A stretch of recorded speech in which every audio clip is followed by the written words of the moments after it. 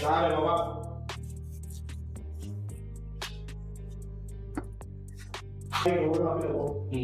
Come on, man, I'm sorry. That's all I'm gonna learn early. You are right on the street. I run on the street.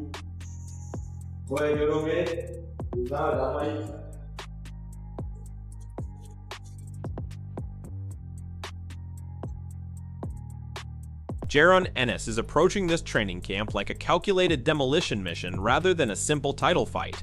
He's not just chasing championships. He's determined to crush the rise of Puerto Rico's youngest unified king before the dynasty even has a chance to grow, leaving Zayas' career buried beneath the fallout of a gamble his promoters may have pushed too far.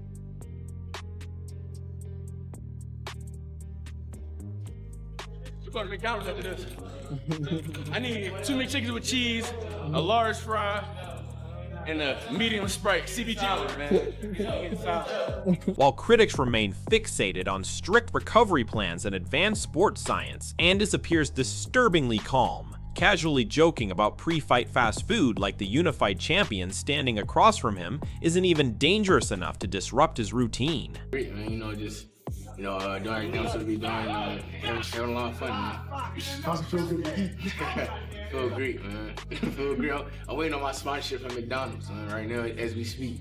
Yo, I saw that on the matchroom thing when you went up to Spark and I like that. That was cool. Yeah, that joint was fire. Yeah, everybody think that's a real meal and all that stuff, but not yet. We working on it. Hopefully McDonald's come through. Matchroom just announced you were doing. Despite all the noise from doubters, Jaron Ennis is functioning in a state of mental isolation that should deeply concern Zayas' camp, carrying himself with the cold, unwavering confidence of a fighter who stopped listening to the outside world a long time ago.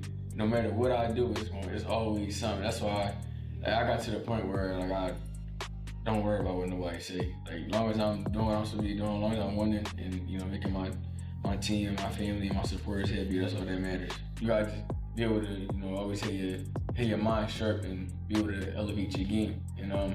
That'd be my goal each and every time out. Not worry about these haters next and dollars, but knowing they still saying those things, but I'm always gonna get better each and every day, and that's my goal is to keep getting better and better each and every fight.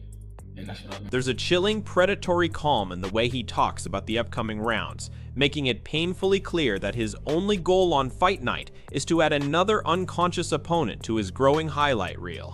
Add that to the collection. Yeah, to my collector in this collection. You're on the right. Do it on the right. To the right. How do you stay hungry as a fighter?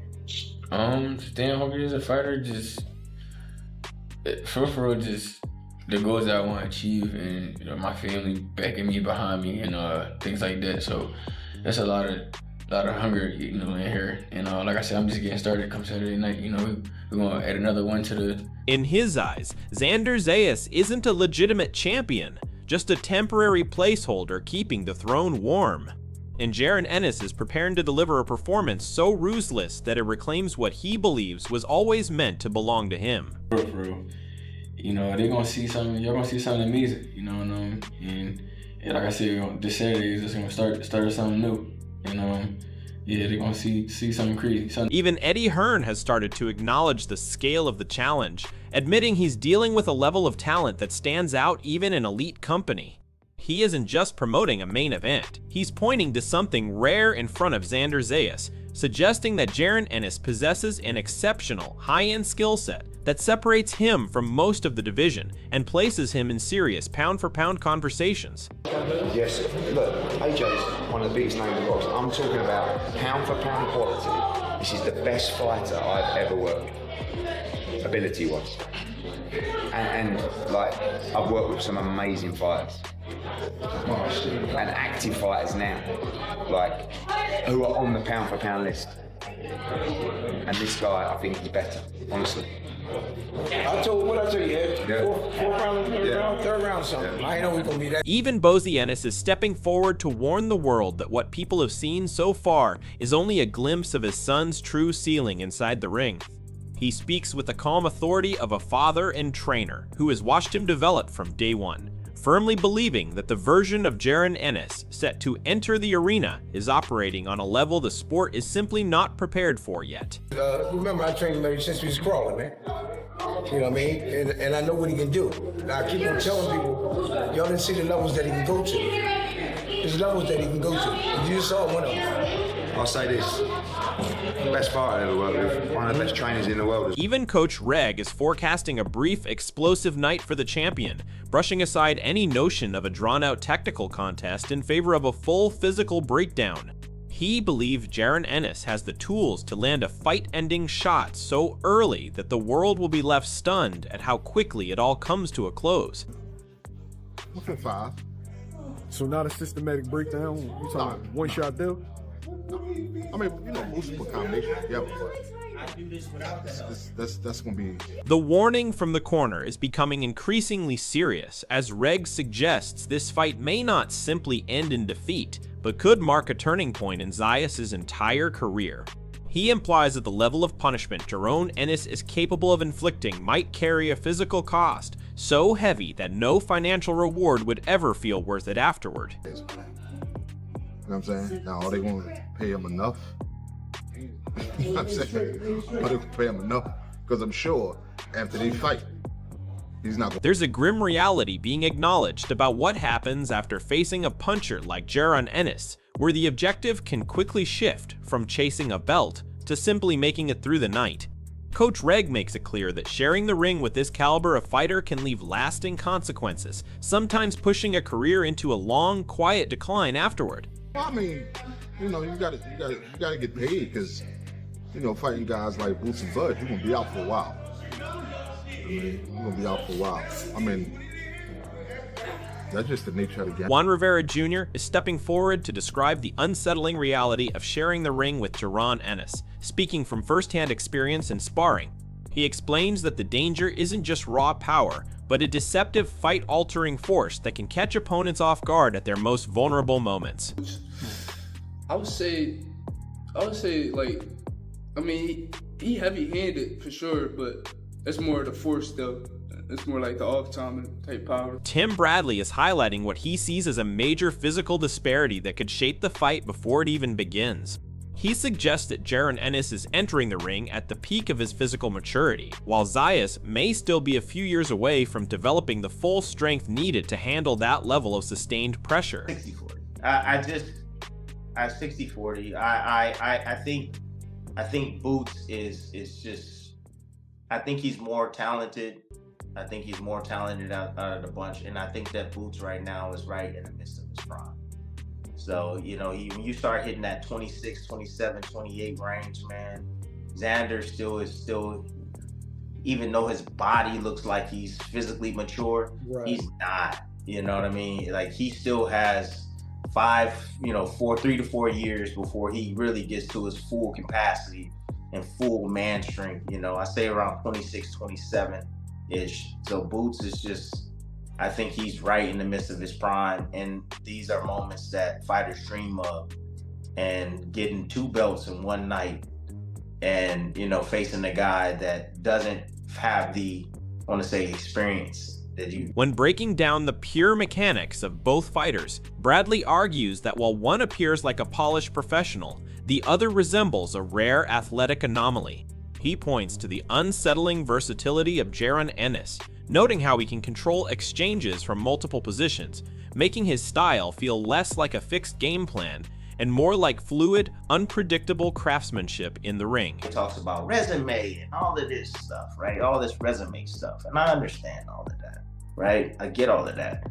But when you look at Boots and his style and his skill set, and you look at Xander, you go, okay, now that's a clean ass style. You look over here, you go, now that shit looks special.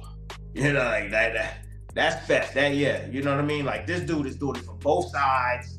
You know, he got fast hands, he hits hard. Like, the former world champion acknowledges that Zayas is a sharp student of the game, improving steadily with each performance. However, he suggests that technical skill alone may not be enough in this matchup. In his view, while the young champion is still refining his craft, he is about to face Jaron Ennis, a fighter who has already fully mastered his own. Xander, he can fight, yo. He look good. He learning, he getting better. Oh, he's technical. You know, and so that's what I see when I look at both these. While much of the boxing world is quick to dismiss Zayas, legendary trainer Robert Garcia offers a more measured and cautious view of the matchup. He emphasizes that the young champion's preparation, both mentally and physically, should not be overlooked, suggesting that an upset cannot be ruled out for those expecting a straightforward blowout against Jaron Ennis. Talented, he's a very fast guy, fast fighter, good power also. So I do give him an advantage, but I don't. It's close. It's close, and I wouldn't be surprised if Xander does pull it off. You know, Xander's mentally, physically ready to do it, and there's not in his mind. There's nothing that's gonna prevent that from happening. So that's already a big plus right there. So I give him a big. Richard Torres Jr. is challenging the boxing world over what he views as a clear lack of respect toward a reigning champion. He finds it difficult to accept how quickly many are ready to elevate Jaron Ennis before a single round has been fought, while overlooking the pedigree and accomplishments Zayas has already built in his own right. Xander, like whenever he goes to some of his main events, I'll fly out and I'll just cheer him on and stuff like that. I'm a Xander fan, and I think Xander's gonna win. I think people are underestimating Xander so much. It's insane to me. Like people are all like, oh, like Xander's not ready for Boots. This isn't, you know, oh, Boots is gonna wash him out. Boots is gonna do this. Boots is gonna do that. Xander's a world champ, a multiple belt world champ, and he's showcased who he is time and time again. I think people are just like washing him out or like overlooking him. There's a strong conviction in the way Torres talks about the champion's ring IQ and physical presence inside the pocket. He isn't just showing support. He's making a clear statement, backing his belief that Zayas' boxing intelligence could present a puzzle even Jaron Ennis might struggle to solve. I'm giving it to Xander. I think Xander's his boxing ability, his ring IQ, his presence, his just stature. I think it's gonna be tough for anybody to beat him. And so I'm excited for this fight, and I think it's gonna be a great fight. I think it's gonna be a competitive fight. But my money's on Xander. While most voices in the gym are predicting a knockout for Boots, Torres remains firm in his stance, cautioning that few truly understand the heart of the fighter being doubted. He believes the grit and determination Zayas brings into this matchup will be enough to silence critics and force them to reconsider their predictions by the end of the night against Jaron Ennis. Boots gonna take him out. Boots gonna do this. Man, y'all don't know Xander. Like, you know what I mean? Like Xander's like that. He's gonna fight his butt off. And if I don't know Boots either, so I'm sorry if Boots, you're a cool dude or whatever. But like Xander's my guy, and so I'm gonna rock with my guy through and through. And not just because he's my guy, but because he's a great fighter and a world champ. I'm rocking. Torres lays out a high-risk strategy built on constant movement and layered combinations, aimed at making the so-called boogeyman miss repeatedly. He suggests that if Zayas can drag Jaron Ennis out of his comfort zone and force him to reset and turn constantly, the rhythm of the fight could change in an instant. Xander has to one feint. I want to see him feint and just get Boots off his rhythm. And then after he does that, I would like to see Xander continuing his lateral movement. I think Xander's lateral movement, what he's showcased in the last couple of fights of the actual boxing ability is just incredible. And so if he keeps that lateral movement when Boots wants to just sit there and slip and counter and do what he does like really well, I think like being able to make him pick up his feet and move is gonna really throw a counterpuncher off his game like that. So you get to just do that, and then when he punches in combinations, you know, not just one shot, but being able to throw 2, 3, 4 shots, step around and come back with another combination. I think and I think that's in Xander's repertoire already, and so just kind of like following that game plan, I think he has Even while acknowledging the intimidating momentum Jaron Ennis has built, Torres argues that this matchup presents a clash of styles unlike anything the challenger has previously encountered. He suggests that while Boots has dominated opponents before, Zayas brings a different kind of challenge one that doesn't follow the usual script and could force a very different type of fight. Diminish anything that Boots has done either. Of course. You know what I mean? Like I think Boots has been a renowned guy. Then he's really made a statement and made a name for himself in the boxing division. And I think that's why a lot of people are overlooking Xander, is because Boots was able to do what he was able to do. Because even if you put guys in the ring that you're supposed to beat, Boots did it to a degree where it was impressive. You know what I mean? And so because he was that impressive and because he showcased his skills so well, that's why he gets the name for himself. you know. And so I do think it's gonna be a different fight against Xander because, like you said, like this guy isn't tailor-made, or he's not kind of fitting the status quo of the last couple of fighters that Boots has fought. But yeah, I think Boots is an amazing fighter. I think he's like one of the top fighters, definitely. The stage is set for a high-stakes clash that could define both careers, either cementing Jaron Ennis as a dominant force at the top of the sport, or confirming Xander Zayas as a young champion capable of handling elite-level pressure in deep waters. With trainers, fighters, and analysts divided, this is more than just another title defense. It's a real test of levels, timing, and adaptability. One side believes Ennis's power and explosiveness will be too much, potentially ending the night early. The other argues Zayas' ring IQ, discipline, and movement could turn it into a frustrating tactical battle that exposes gaps. The questions now are clear.